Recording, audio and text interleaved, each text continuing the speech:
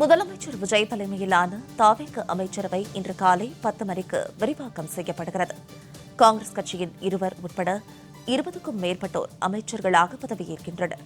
இதுகுறித்து கூடுதல் விவரங்களுடன் செய்தியாளர் முத்து நேரலையில் இணைகிறார். வணக்கம் முத்து. தற்போது இன்று காலை 10 மணிக்கு அமைச்சரவை விரிவாக்கம் செய்யப்படுகிறது. இதுகுறித்தான மேலும் விவரங்களை பதிவிடுங்க. வணக்கம்.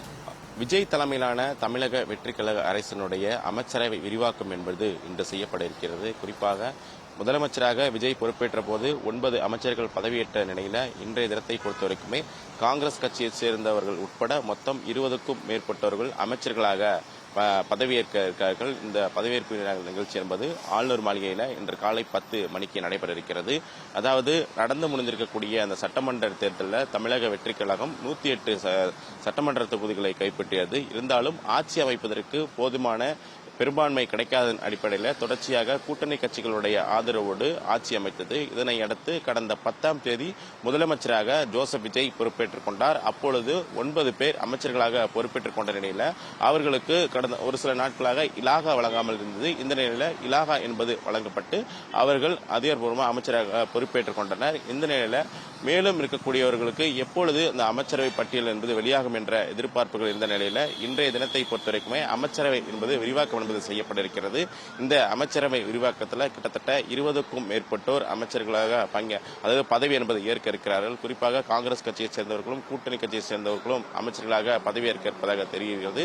ஏற்கனவே 9 பேர் அமைச்சர்களாக பதவியேற்றிருக்கக்கூடிய சூழலில் முக்கிய துறைகள் எல்லாம் ஒதுக்கப்பட்டிருக்கிறது. குறிப்பாக பார்க்கப்படக்கூடிய பொதுப்பணித்துறை, நிதித்துறை, விளையாட்டுத்துறை போன்றவற்றெல்லாம் ஏற்கனவே ஒதுக்கப்பட்டிருக்கிறது. இந்த நிலையில் 20க்கும் மேற்பட்ட துறைகள் எல்லாம் முக்கிய துறைகளாக இருக்கிறது. இதனை பூர்த்தி செய்வதற்காக தான் இன்று இந்த புதிய அமைச்சரவை என்பது விரிவாக்கம் என்பது செய்யப்பட இருக்கிறது. அதன் அடிப்படையில் இன்றைய தினத்தை பொறுத்தவரைக்குமே தமிழக வெற்றிக் கழகத்தைச் சேர்ந்த 15க்கும் மேற்பட்டோர் அமைச்சரவையில் இடம்பெற இருப்பதாகவும் தகவல் என்பது வெளியாகிறது. அதே போல காங்கிரஸ் கட்சியைச் சேர்ந்தவர்கள் 2 பேர் இந்த அமைச்சரவையில் இடம்பெற்றிருப்பதாகவும், மேலும் கூட்டணி கட்சிகளாக பார்க்கப்படக்கூடிய விடுதலை சிறுத்தைகள், அதே போல ஐயுஎம்எல் போன்ற கட்சிகளுக்கும் ஒரு அமைச்சரவையில் இடம்பெற்றிருப்பதாக தகவல் என்பது வெளியாகி இருக்கிறது. தமிழக வெற்றிக் கழகம் 108 சட்டமன்ற தொகுதியை கைப்பற்றாலும் கூட்டணி கட்சி ஆதரவாக பார்க்கப்படக்கூடிய காங்கிரஸை பொறுத்தவரைக்குமே 5 சட்டமன்ற உறுப்பினர்களும், அதே போல விடுதலை சிறுத்தைகள் மற்றும் ஐயுஎம்எல் உள்ளிட்டவர்கள் தலா 2 பேரும், அதே போல கம்யூனிஸ்ட் கட்சிகள் 2 பேர் இருந்தாலும் கூட கம்யூனிஸ்ட் கட்சியை பொறுத்தவரைக்கும் ஏற்கனவே நிபந்தனையற்ற ஆதரவு தான் கொடுத்திருந்தார்கள். இந்த நிலையில் அவர்கள் அமைச்சரவையில் இடம்பெறவில்லை என்ற தகவலும் வெளியாகி இருக்கிறது.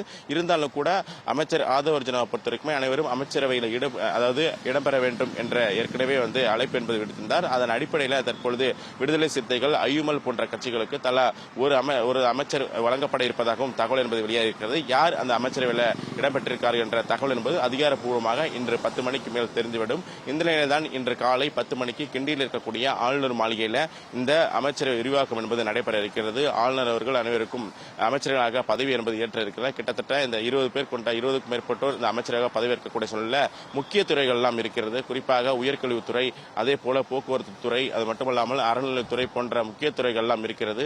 இந்த நிலையில் அதெல்லாம் யார் யாருக்கெல்லாம் வழங்கப்பட இருக்கிறார்கள், கூட்டணி கட்சிகளுக்கு எந்த மாதிரியான துறைகள் எல்லாம் ஒதுக்கப்பட இருக்கிறது தமிழக வெற்றிக் கழக அரசு என்றெல்லாம் நம்ம பொறுத்திருந்தான் பார்க்கணும். குறிப்பாக 59 ஆண்டுகளுக்கு பிறகு காங்கிரஸ் கட்சி நேரடியாக அமைச்சரவையில் பங்கேற்றிருப்பது மிகப்பெரிய ஒரு முக்கியத்துவம் வாய்ந்ததாக பார்க்கப்படுகிறது.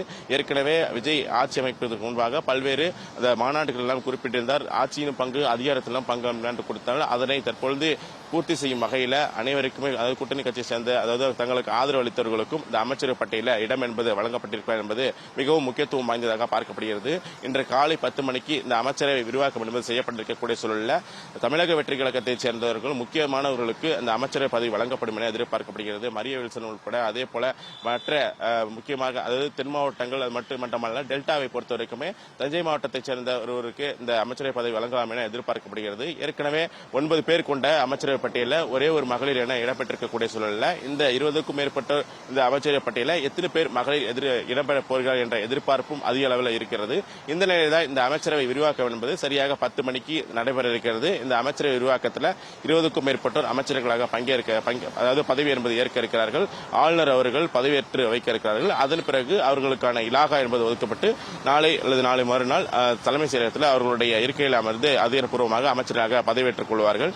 இந்த நிலையில் தான் இந்த நிகழ்ச்சி என்பது சரியாக 10 மணிக்கு நடைபெற இருக்கிற சூழ்நிலை ஆளுநர் மாளிகை முன்பு காவல்துறை அதிகாரிகள் எல்லாம் குவிக்கப்பட்டிருக்கிறார்கள். இன்னும் சற்று நேரத்தில் ஆளுநர் இந்த பகுதிக்கு வந்து அமைச்சர்களாக, அதாவது அவங்களுக்கு பதவி என்பது பதவியேற்று விழா என்பது செய்து வைக்க இருக்கிறார். இந்த நிலையில் யார் யாருக்கு எந்தெந்த துறை என்பது ஒதுக்கீடு செய்யப்பட இருக்கிறது என்பது மிகப்பெரிய ஒரு எதிர்பார்ப்பாக இருக்கிறது.